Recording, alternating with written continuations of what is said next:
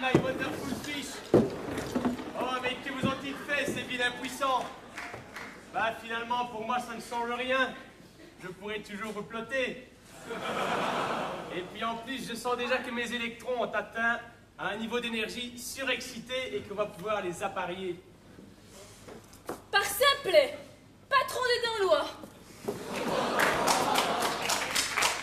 Ils ont osé, les hérétiques. Ils méritent le bûcher. Mais que fait l'Inquisition? Pour sûr, ma sœur. Une queue pareille, il ne s'agissait pas de la laisser entre toutes les mains. Je me vengerai de ces marins crétins, foi de morue. Oh, restez poli, sirène. Ça va saigner, je vous le promets. Et le premier qui rit se retrouvera avec une arête en travers de la gorge. Je leur montrerai à quoi mon corsaire.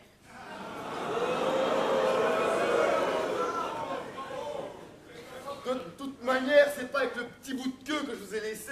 Vous ferez grand mal à beaucoup de mots, hein. Par le Saint-Ciel, lieu préféré des diarétiques, foutez-moi le camp, sortez, ous, espèce de mécréant. Allez donc revoir la manière dont vous corrigez un indice 3.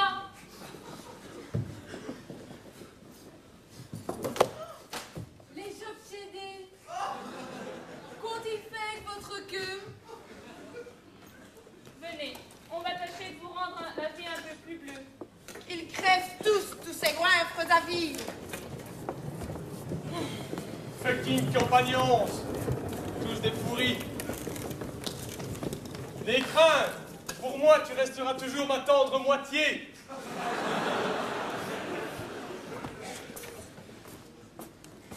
Bon, que se passe-t-il ici? On veut vraiment m'empêcher de faire travailler les autres? C'est encore à cause de cette sirène. Pourtant, elle a la bonne taille maintenant. Et vous? Qu'est-ce que vous foutez sur ma balle? C'est Monsieur Dutch qui m'a demandé de nettoyer la malle. Allez, je ne veux pas le savoir. Du vent, du balai, coulez-vous en ordre. Monsieur Dutch. Monsieur Dutch. Monsieur Dutch.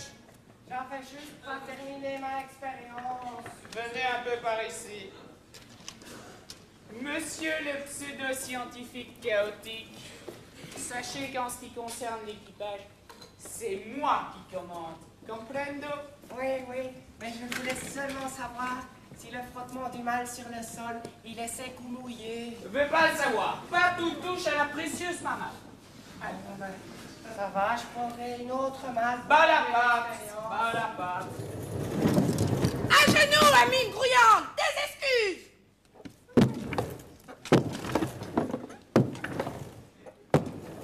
Cette fois, c'en est trop, second. Le capitaine et moi avons décidé de sévir.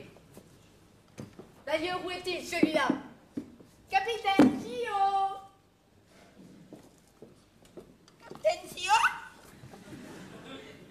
Alors, Ah, oui, Séville. Comment empêcher le barbier de Séville?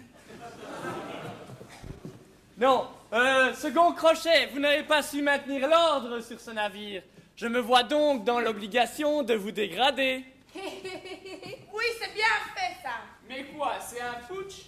Mais vous n'avez aucun droit ici. Ici, c'est moi le vrai chef. Lui, ça n'a jamais été qu'un sous-fifre. comment ça?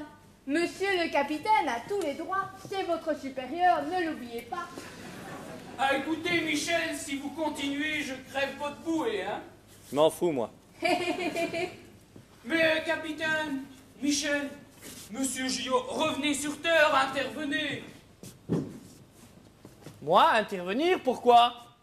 Bon, maintenant, je veux des explications. Qui vous a payé? Qui vous a engagé? Quel est le but de ce voyage? Quel est l'âge du capitaine? Quelles sont vos mensurations? Qu'avez-vous fait la nuit du 9 au 13 mars? Ça jamais. Plutôt de venir dans l'eau. Bon, gardons notre sang-froid. Second Crochet, je me vois dans l'obligation de vous mettre au pain sec et à l'eau croupie. Et puis quoi encore? C'est la première fois que vous osez me parler sur ce ton. À moi, Marcel. Eh bien, je pourrais encore vous parler sur ce ton. Par exemple, vous faire interner à notre retour, je sais pas moi, vous découper pour insuffisance intellectuel chronique. Oh, mais écoutez, vous ne pouvez pas me faire ça. J'ai eu une enfance très malheureuse. Vous savez, ma mère fumait, mon frère était incontinent, mon père a fait un faux. Je me vengerai. Oui, mais quand même, comment avez-vous pu tolérer de tels débordements? Oh, ça arrive vite, vous savez.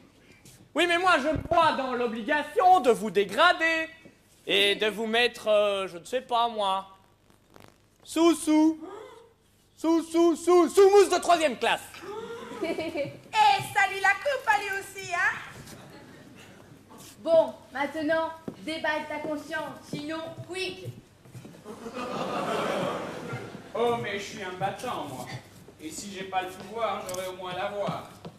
Motus et bouche cousue à propos de la seconde valise de Ducat. Ouais, j'étais engagé par un camé, un certain 22 pour jeter une balle au fond de la mer. Et tout ça pour une valise de Ducat. Une. Oh, bonjour, maître Crochet. Dites, comment va-t-on faire aux voitures pour la seconde valise de Ducat? Et merde, mais je suis maudit. Et en plus, vous trichez? Et pourquoi aller jeter cette balle en haute mer? Hein? Oh, demandez-le à ce camé de rescapé. Pourquoi ce voyage? À vous, où tu finiras ta vie dans un bocal avec de l'ogne et Vanderpost. Ah non, pas eux, hein. Je n'ai rien à voir avec tout ça, moi. Et d'une manière plus interne, je n'ai rien à voir. Et d'une manière plus interne, ce n'est pas de ma faute. Mais je ne te parle pas de ça. Pourquoi on est ici? Moi, Ok. C'est un petit peu plus anecdotique, je dirais. C'est Dodge qui m'a engagé. Un superbe expérience, qu'il disait. Dutch? Et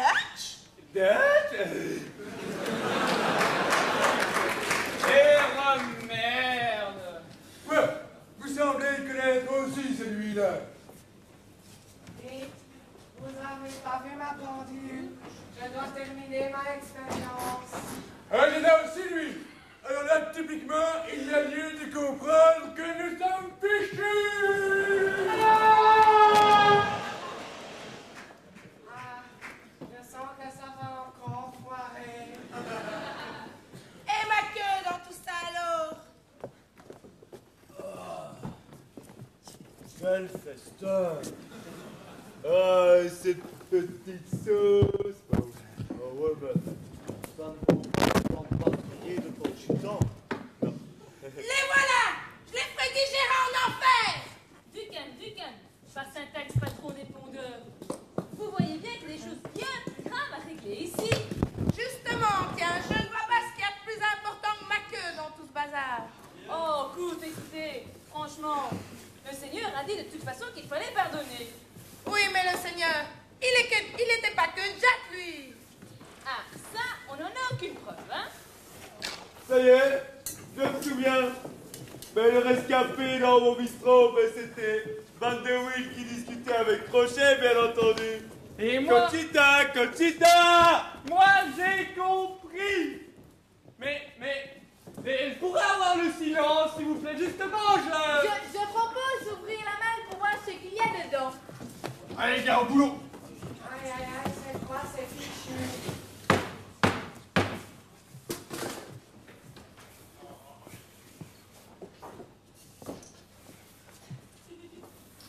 Hein? Mais l'intérieur de cette malle est vide! Hein? C'est vide! Hein, quoi? Qu'est-ce qui est vide? Oh, mais je me suis fait avoir sur toute la ligne. Comment est-ce possible? Moi, Marcel, le magnifique. C'est ma première expérience qui foire. Avec, vous vous êtes trompé. Cette malle n'est pas vide. Mais qu'est-ce que c'est que ça? Ah, ça, en fait, c'est un petit système à moi. Tu vois ici, tu as un petit ballon excentrique. Alors quand ça tourne, c'est relié à la courroie qui comme ça pousse les choses. Mais on s'en fout! Pourquoi fallait-il amener une malle vide jusqu'au bout du monde, à l'infini là-bas? Hein? Ah, mais là, en fait, je voulais juste faire une petite expérience pour la plaisir. Sois clair! Je voulais savoir où était le bout du monde. Mais pourquoi aller avec une malle vide? Oh oui, mais si j'avais dit que je voulais aller faire une expérience, personne n'aurait voulu venir avec moi. C'est à cause de mon stupide réputation.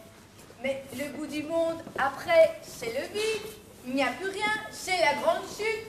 Vous avez failli nous tuer. Ah non, non, non. En fait, c'est rien d'autre chose qu'une question de gravitation universelle.